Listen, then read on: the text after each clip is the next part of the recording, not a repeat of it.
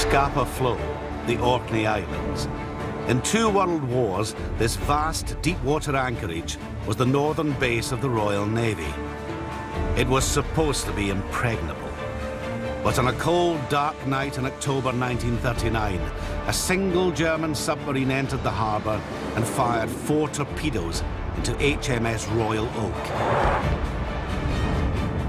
Her crew had no warning and little chance of escape. We were all given to understand that Scapa Flow was a safe anchorage. Why else would the fleet use it? For the first time on television, with help from the last remaining survivors, we tell the full story of the sinking of the Royal Oak, one of Britain's worst naval disasters, and Hitler's first great propaganda victory of World War II.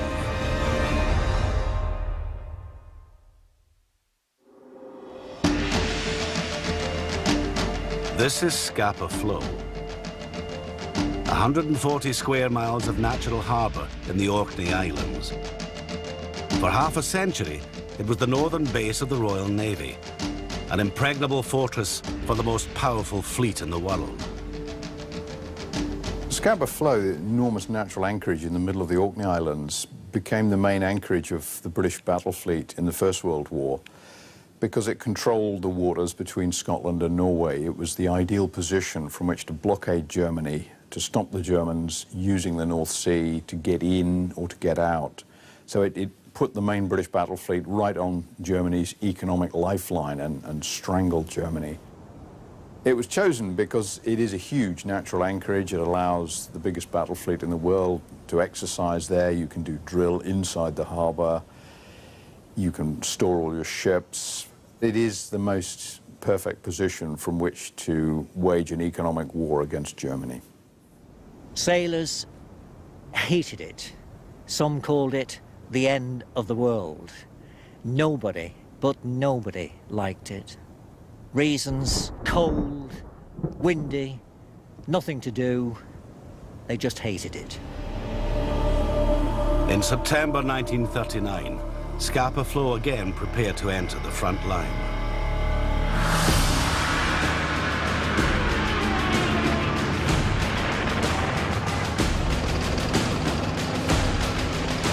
As German blitzkrieg overran Poland, Britain's first clashes with the enemy were at sea. All eyes were on the Royal Navy. But in Germany, Commodore Dönitz, commander of German submarines, the U-boats, planned a bold strike at the very heart of British naval power.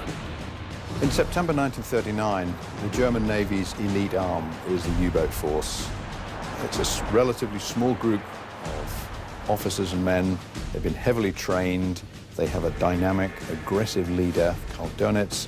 They believe in themselves. They believe that they are the cutting edge of the Navy. They've got brand new boats. They've got extensive experience, and they're absolutely ready for it. German aerial reconnaissance showed Royal Navy warships gathered at Scapa Flow. Dönitz knew that if one U-boat could get inside the anchorage, it could inflict devastating losses, and the propaganda value would be huge. It's not mainline strategy. This is a big publicity stunt. It's going to hurt the British, it's going to damage their morale, it's going to boost the morale of the U-boat arm, and it's going to make the U-boat arm famous all the way through Germany. Dönitz also knew how dangerous the mission would be. He entrusted it to one of his most talented U-boat commanders, Captain Lieutenant Gunther Prien, a cool and professional character. He had sunk 3 British merchant ships in the very first week of the war.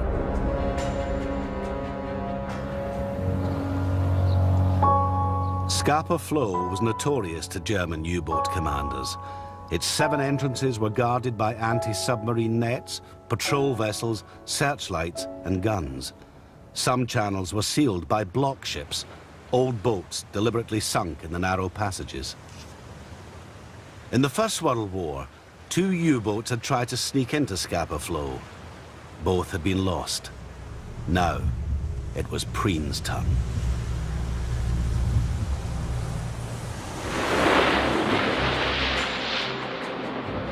On the 8th of October 1939, Prien and U-47 set sail from Kiel in northern Germany.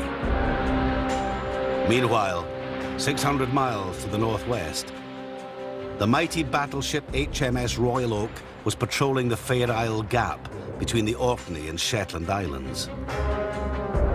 Nearly 200 meters long and displacing 29,000 tons, this giant was a veteran of the Battle of Jutland, the only great naval battle of the First World War. I'd served previously in 2 destroyers, and to see this battleship, it frightened the life out of us for a bit. It's awe-inspiring, really. It was impregnable. Impregnable. Yeah, you felt safe on it. You can't imagine it sinking.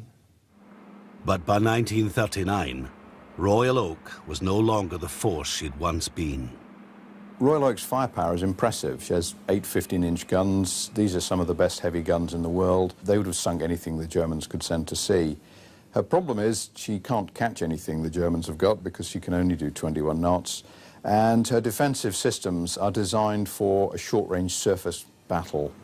So she's a bit out of date, but particularly on the speed front. You don't realise, as young boys, that she was old and slow and not really a lot of good. I think Winston Churchill described that class of ship as too old to fight and too slow to run. Nor was the Royal Oak a happy ship. Everybody was agreed there it was one of the worst ships around. But it does all start from the system from the top, you know, how they address from one to the other, going down the road, down the way, you know. It wasn't a happy ship. It wasn't a ship that people would say, God, I'm glad I was in the Oak, you know. Most people said, roll on my commish, you know, roll on the Nelson, the Rodney or Hood. And this one funnel steamship is no effing good, you know, that sort of thing. Amongst the Royal Oak's crew of more than 1,200 were 163 boy sailors. They were part of an ancient Royal Navy tradition in which boys as young as 15 served their apprenticeships on a fighting ship. Boys on a battleship pre-war were pretty much kept in their place. We spent most of our time cleaning, polishing, bit of training on gunnery, seamanship, but mainly it seemed to be cleaning and polishing and being chased around by instructors. Getting up very early in the morning, scrubbing decks and cleaning brightwork and doing the normal ship's routines, getting the whole ship clean every day, and then most of our time we're taking up with schooling. The Royal Navy has had boy sailors since the beginning of time. They took young officers and young sailors at the same age. They trained them up on the job. So by the time they're modern school leaving age, these are serious professional operators. After her patrol, the Royal Oak returned to Scapa Flow on the 10th of October. Supposedly safe within the anchorage, normal duties resumed. She was still there 3 days later when U-47 arrived off the Orkney Islands. Prien lay off to the east of Orkney on the seabed of the North Sea at about 90 metres.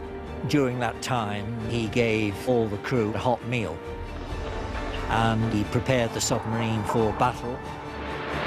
When darkness fell, U-47 surfaced and sailed for Scapa Flow. Prien was about to make naval history and seal the fate of hundreds of British sailors.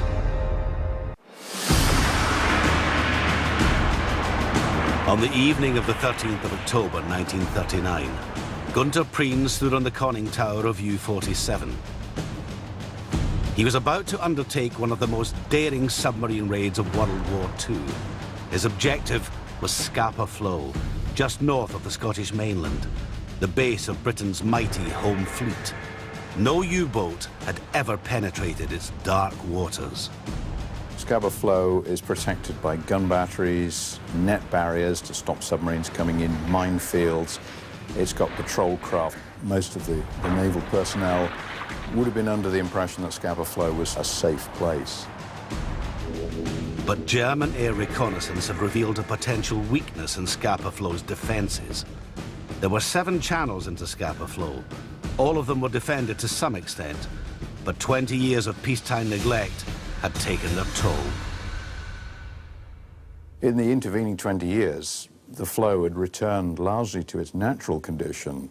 It was no longer a man-made fortress, it was a natural anchorage, and it was relatively easy to get in 1939. The Germans had identified one particular gap in the defences. Kirk Sound was just 600 yards across, 33 feet deep at high tide, and swept by 10-knot currents. In addition, 3 block ships obstructed the channel. But small passages did remain, and there were no other defences, no lookouts, no searchlights.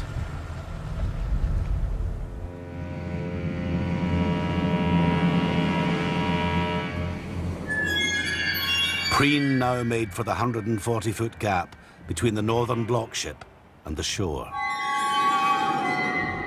Preen decided that he could navigate through this very narrow channel in Kirk Sound, which would take him directly into Scapa Flow. He's going to have to go in very, very slowly. He's going to have to pick his way through some difficult navigation. He's going to have to do this on the surface. It's a huge risk. If he's spotted, he's going to be sunk. Preen wants conditions so he can think, respond, hear. He doesn't want any extraneous noise, so everybody will be very still, very calm, very tense. Everybody is absolutely on the edge, waiting for something. Buffeted by the incoming tide, the crew struggled to control the U-boat's speed and heading. Preen not only had to avoid the shoreline, but he also had to avoid the 2 block ships. Suddenly, a juddering crash. They were snared by a block ship's anchor chain. He had to reverse engines at full power, which did enable the submarine to break free. And he proceeded then on through Kirk Sound. Then, to the horror of the men on the conning tower, a light shone on them from shore. It was a car headlight. It soon turned away, the driver doubtless racing off to raise the alarm. But it was too late to turn back. Preen sent a simple message to his men below. We are in. Meanwhile, on board Royal Oak, it was just an ordinary evening for her crew. At 12 o'clock midnight, I closed up on a 4-inch gun, and I was detailed off from there for aircraft lookout. And I remember how cold it was and how dark it was, and how pleased I was to have a duffel coat on. I had to go and watch at midnight in the refrigerator room. I was probably closer than anybody else in the ship because I was on one deck above the ship's bottom. We'd had a good run ashore, me and my friend. We turned in as normal, I suppose about 10 o'clock or something, on the port side. Remaining on the surface, U-47 crept through the waters of Scapa Flow. There was no moon. The sea was calm. Captain and lookouts scanned the horizon, but to their horror, there was not a ship to be seen.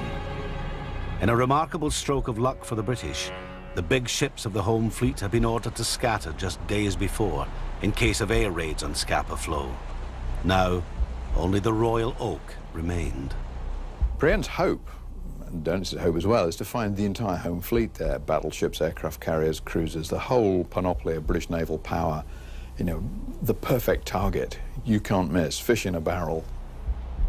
Preen was increasingly desperate. Every minute in Scapa Flow increased the risk of being spotted, and there would be nowhere to hide. Preen took a gamble and turned U-47 around, heading northeast. Suddenly, a huge dark shape emerged before them. They had found HMS Royal Oak. The Royal Oak was at anchor. She was stationary and an easy target for an enemy submarine. Royal Oak was a sitting duck. From the bow, Preen fired 4 torpedoes. Around about 1 o'clock in the morning was when the first torpedo hit. There was a ginormous explosion. The ship virtually leapt out of the water. What the dickens was that? It wasn't a bang, but it was just enough to shudder. My mind flashed. I thought we'd blown up. I heard a pipe take all magazine temperatures, which sounded a bit worrying, you know. Ooh, don't they know what the temperatures are? And I saw the gunnery officer go by, and he looked very worried. A ship like the Royal Oak has 4 major magazines which are packed full of cordite charges. There are going to be enough charges on that ship to fire each gun 150 times. Because cordite is highly explosive, checking the magazine temperatures will tell you whether you've got a problem. If the temperature starts to climb, there's something wrong and you've got to do something. On U-47, Preen was cursing his luck. He had fired 4 torpedoes at a range of 3,500 yards. 1 had failed to launch, 2 missed, and 1 had just clipped the bow of Royal Oak. Going into the Second World War, the German Navy thinks they have the world's best torpedoes, but they haven't tested them properly, and they're not accurate, and they don't hold their depth very well. So a lot of them are missing in this period of the war. Preen is actually relatively lucky to get so many of his torpedoes to hit the target during this attack. Preen turned U-47 around.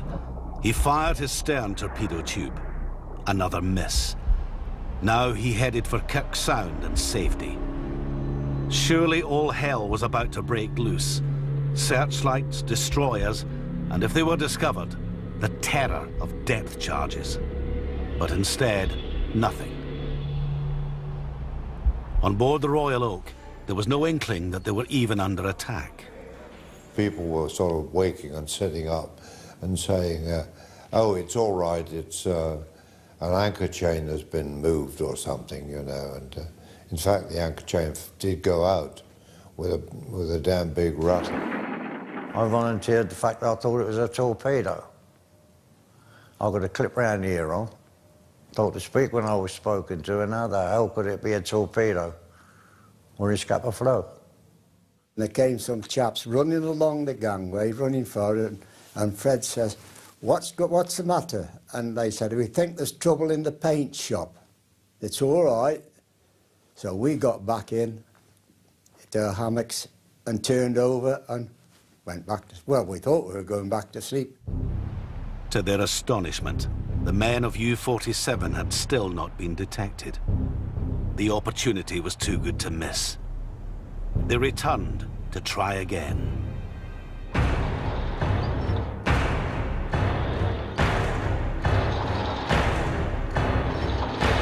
The bow torpedo tubes were reloaded. This time Preen came in closer, to 3,000 yards. He fired 3 torpedoes. At 1:16 a.m., they slammed into the Royal Oak in quick succession. Whoop, whoop, whoop. And she immediately started to lift to starboard. The bang was the thing that was the worst, the third bang. The whole ship shook. The chap next to me, he shook by me and he said, Lofty, come on, you better get out, something's happened.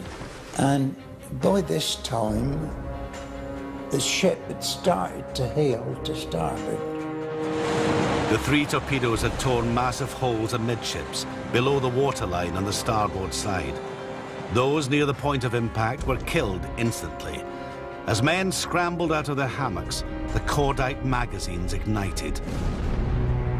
Flames swept through the ship with horrifying results. It happened so fast. I rapidly jumped out of my hammock then and went to put some trousers on. Being in a damn hurry, as you can imagine, a huge orange flame flashed through the door.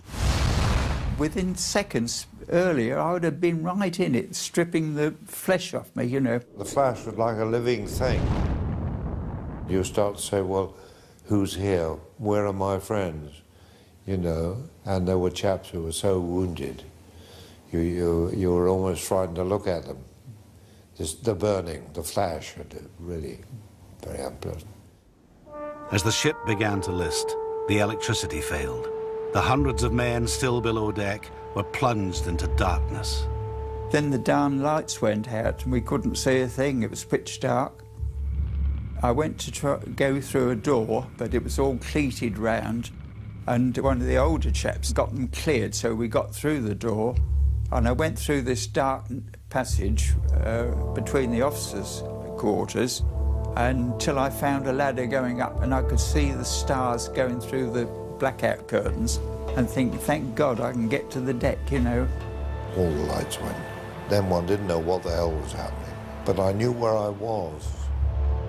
There was a porthole, and I was much thinner in those days.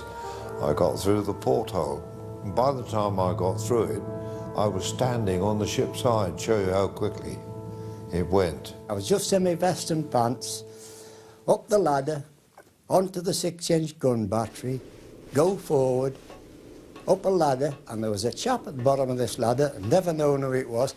I swear blind, he was pushing people up this ladder. I mean, I don't think my feet touched the rungs. Only a third of Royal Oak's crew had managed to reach the deck. I was trying to get the toggles off my duffel coat. And because my fingers were pretty cold and because the things were tight, it was a hell of a job. By the time I got the toggles off, the water was pretty close to where I was standing. As she continued to roll to starboard, men climbed over the guardrail onto the ship's side. The keel was coming up, barnacle-laden keel. Couldn't see it in the dark. How far do you run down? How far have you got to leap out to avoid hitting it? And so taking one's life in one's hand, as it were, that's what I did. I rushed down the side and leapt as far as I could. Chunk, you go down. The movement was people jumping over or people running over, or so I've seen people pushing somebody else over the side. Next thing I can remember was just sliding over the ship's side. It seemed an awful long time to get through the water, and then there were bodies on people all around trying to get hold of whatever they could find that was floating on the top. I dived in and started to swim away from the ship. And although I couldn't see her, I could feel her coming over. And I went like hell. I'd have got a gold medal in the Olympics for the speed I was doing. And when she finally turned over, she displaced a huge, great wave. It just took hold of me and tumbled me over and over and over. The water was freezing. Many men had terrible burns, and the sea was covered in fuel oil, choking and blinding them. All I could smell was oil fuel. I didn't realise I was covered in it. Because the torpedo had ruptured the fuel tanks, the sea was a great thick covering of oil on it. Horrible. You just smothered in it, you know, so thick. Oh, there was a tremendous lot of oil about. And at one stage, while I was swimming, I decided to take my boiler suit off, thinking that was more practical than swimming with it on, which was a mistake. And then as I had undone some of the buttons, I got a bit of oil in my mouth. I don't think I swallowed any. Didn't do anything like that. In fact, 10 to 1, it helped people to keep afloat. The facts are that you're fighting for your own life. In just 13 minutes, the Royal Oak had capsized. Hundreds were dead, trapped within her hull. Hundreds more now faced a fight for survival in the dark, freezing waters of Scapa Flow. It was freezing. Very cold. Some couldn't stay afloat. I felt lonely. I was on my own. All you could hear was screaming and yelling. Nobody wanted to drown.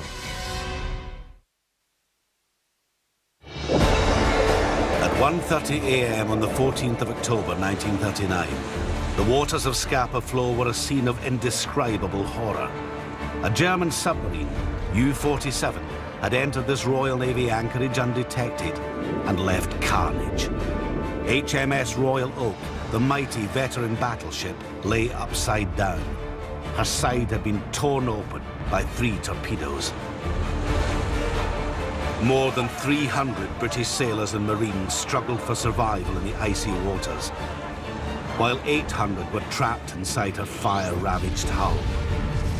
Internally, the battleship must have been like hell on earth, and you would have had men struggling, not being able to see, all the heat from the cordite flames, panic, uncertainty, with one idea in mind: to get out and off the ship.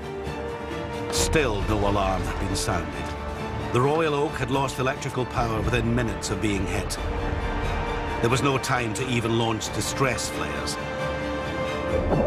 As the ship rolled over, men plunged into the freezing water. It was so cold. I've been told it's colder then than it is in your fridge, so we might give you some idea what it was like. Well, it was pretty total, really. I mean, I wanted to survive. I wanted to get ashore. I wanted to swim ashore. I thought that was my only way out. In just half an hour, the Royal Oak had sunk to the seabed. Many found themselves alone in the darkness, unsure of their bearings. I felt lonely. I was on my own. I struck out for what I thought was a shore. I picked up a bit of rubbish, piece of wood, I think, and I clung to that. It was pitch dark, and there weren't boats all around waiting to pick you up. There were no Carly floats and all the paraphernalia that is on a battleship to save people's lives that had gone down with the ship. On the boat decks of those battleships, they have a catamaran, which is like a wooden structure, and purely by chance I happened to bump into it. And I clambered on it, and there was a couple of other blokes on it, and that was it. I mean, I was just so fortunate in every way. I was swimming along all on my top, very quiet. I heard a splashing alongside me. There was another lad. I established who he was. Well, we didn't say a lot because it was a bit tiring, a bit cold. And we'd been swimming for, I don't know how long. And he just suddenly said, "Oh, bollocks to this," and disappeared. I found it very frightening. We didn't have lifebelts at that time. It was still dark and very cold by now, and I'm probably a bit frightened. I found a chap hanging onto a spar, which he got from somewhere, and I wasn't very popular either. You know, he sort of didn't want anybody else to share his spar. He must have been exhausted because he suddenly just slipped away and I didn't see him again.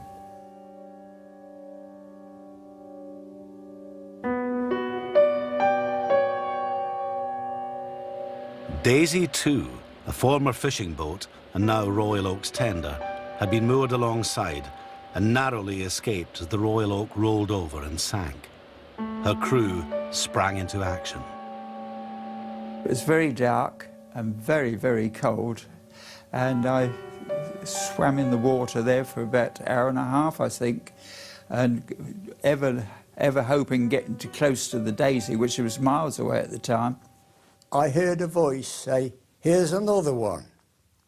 Now that was somebody on the Daisy 2. I never saw the Daisy 2. Daisy 2 saw me. And somebody was leaning over the side and put their hand and picked me up and lifted me on board. I was getting colder and more tired. And just as I got to about the end of my tether, I heard a voice say, "There's another one." And somebody grabbed me, pulled me in a boat. They took me to the Daisy 2. The Daisy 2 took us over to the Pegasus, and we were spread around her. I was in the engine room. HMS Pegasus, a seaplane carrier, was some 2,000 yards off. They washed us off with paraffin, chucked all our gear in the fire, gave us a blanket. One chap got out of his mick and said to me, hop in. And I hopped in and I went to sleep straight away. Absolutely, flat out.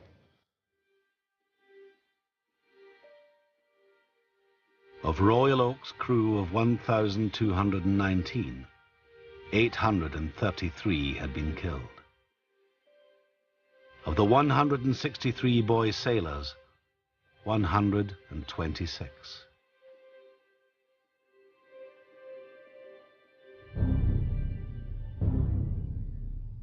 Well into the afternoon, British destroyers were depth-charging Phantom U-boats within Scapa Flow, but U-47 had long made her escape, battling the fierce tides of Kirk Sound to reach the safety of the open sea.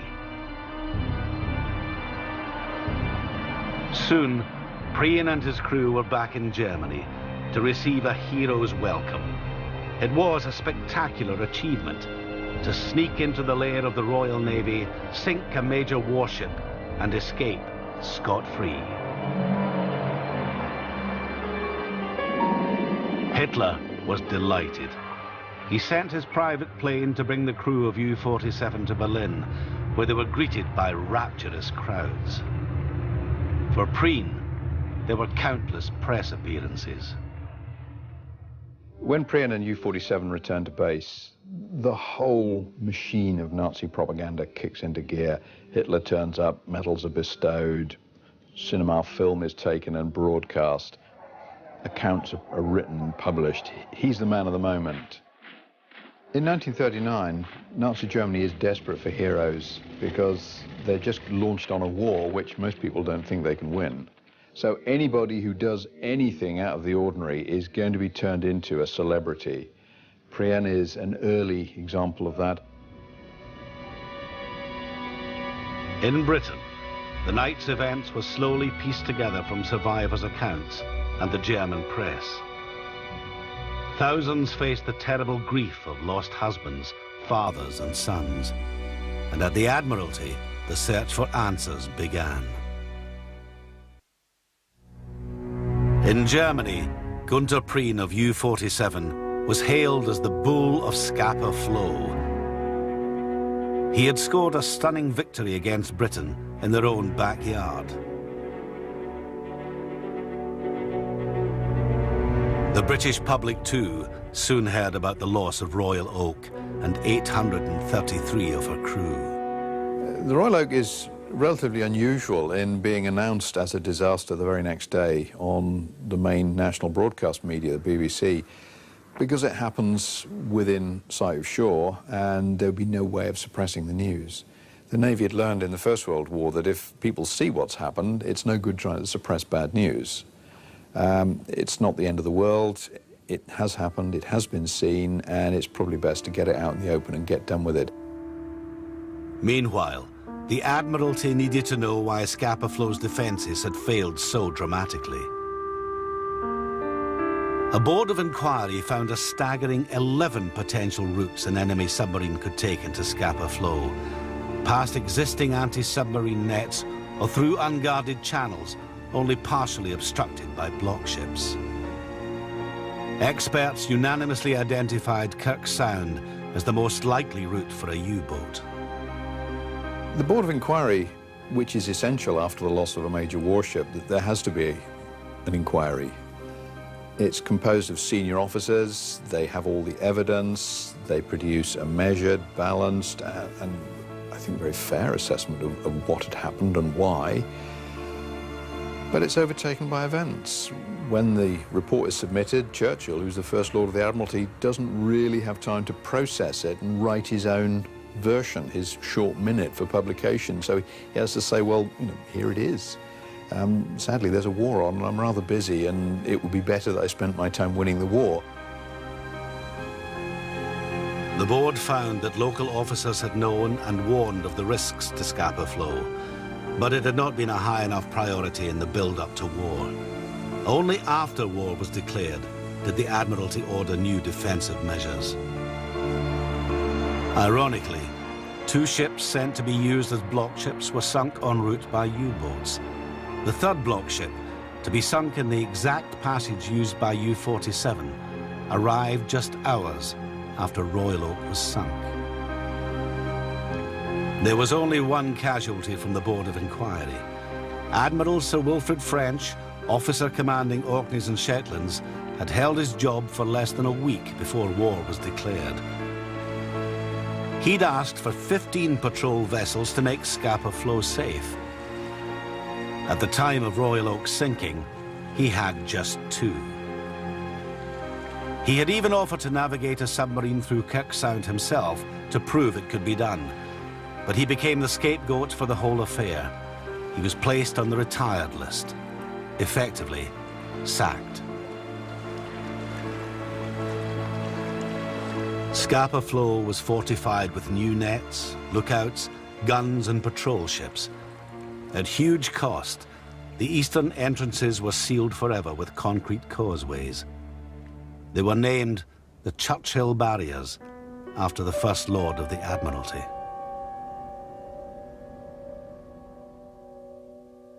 Amongst the mourning, there was particular grief for the loss of so many boy sailors, the largest in a single event in Royal Navy history. For the Royal Navy, there was little time for grief or soul-searching. World War II was entering its most dangerous phase, and the Navy was determined to play its part. For all concerned, the motto was, get on with the job. Well, you're just in a bit of shock to start, in a way, really. But when you're young, you soon bounce back, and in not very long again, you're back on another ship doing it all over again. You know it. You know there's always a chance you're going to cop it there, but you're there. You've got to be in it, and you just get on with it and put up with it. I suppose, really, thinking back, you were dreadfully upset that your mates had died, but you were thankful that it wasn't you.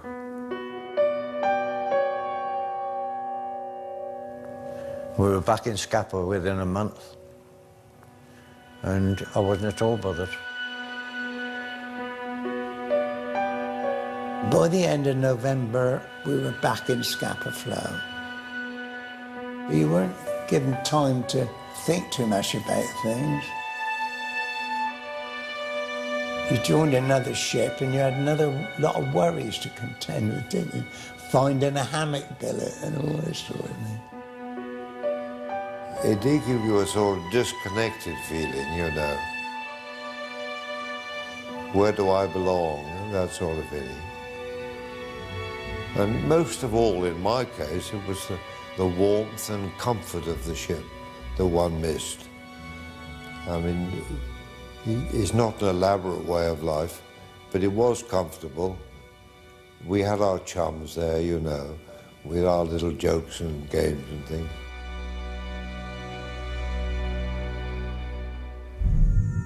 Gunter Preen, credited with sinking 31 ships, did not survive the war. The odds were against him, as they were for all German U-boat men. 15 months after the sinking of Royal Oak, U-47 was attacking a convoy in the North Atlantic when she was depth-charged and sunk by HMS Wolverine. Preen left behind a memoir of his famous raid, entitled My Way to Scapa Flow. It was reprinted in Britain after the war. Incredibly, to the men who had been there, Preen described torpedoing 2 battleships and then evading destroyers and depth charge attacks as he made his escape. There were so many discrepancies with the known facts that some concluded Preen could never have been in Scapa Flow. A flood of conspiracy theories soon followed. Some claimed the Royal Oak had been sabotaged by enemy agents. One persistent rumour involved a watchmaker from Kirkwall. The watchmaker spy of Kirkwall, Albert Ortel, rowed out in a rubber dinghy across Scapa Flow to Kirk Sound, where Gunter Preen of U-47 took him on board the submarine to help him navigate into Scapa Flow and point out the battleship Royal Oak to him. It was utter nonsense. The watchmaker was really a fabrication put about by an out-of-work American journalist. However, it became anything but a fairy story, inasmuch that MI5 and MI6 became very interested, and they did everything to try and winkle this so-called watchmaker out. As for Preen's so-called memoir, it was ghost-written by a hack who embellished the truth to create a boy's own adventure story designed to inspire young Nazis to emulate the U-boat hero. Of the 833 men who perished on the Royal Oak, only 26 bodies were ever found. They were brought here to the Orkney island of Hoy. This is the road leading to the Royal Naval Cemetery on the island of Hoy, which is about 25 miles from where the battleship actually sank. Many of the cortege were Royal Naval personnel from the Royal Oak. They were dressed in boiler suits and plimsolls because they had nothing else to wear, simply because they had lost their uniforms. The day was cold but sunny. The bodies were put into body bags, and each would have been lowered into what was a mass grave. Author David Turner's interest in the Royal Oak was spurred by the death of his favourite uncle, Lieutenant Ralph Lennox Woodrow Clark, one of 24 ship's officers lost that night. I was a 9-year-old boy living in Plymouth. I had just returned home from school, and I found my mother crying in the kitchen of our home.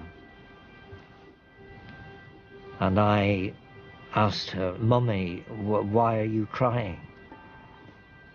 And she turned to me and said that she had just heard on the BBC Home Service that the Royal Oak had been sunk, believed by enemy action, and 15 survivors had been landed.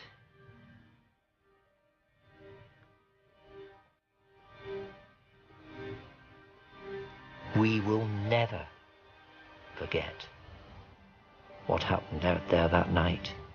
Never.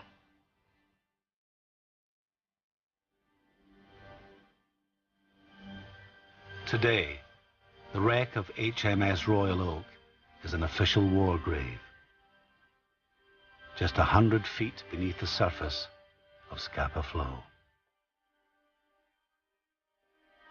The sinking of the Royal Oak stands out particularly for the number of boy sailors who lost their lives, the largest in a single event in Royal Navy history. The Parliament of the day wanted to have the law changed so that boys under the age of 17 should never be allowed to serve on a warship in wartime. Churchill tried to overrule, but thank goodness today the Navy will not accept any young boy on a warship.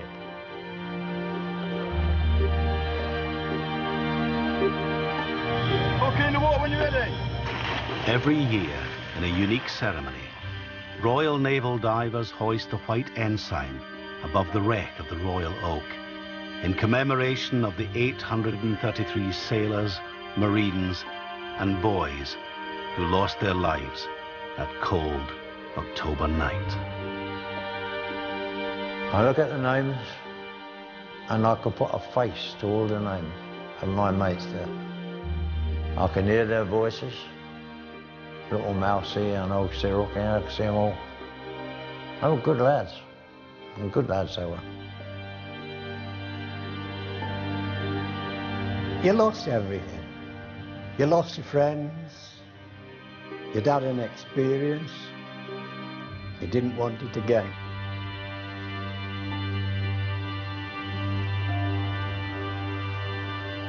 Remember them all and pray for them all. Hardly a day goes by that you don't think of them.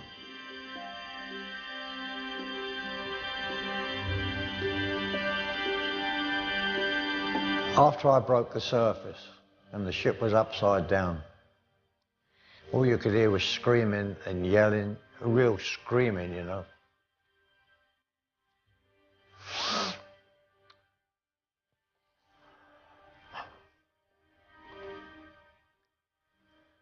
And some silly bugger singing Roll Out the Barrel. And I've never liked the song since.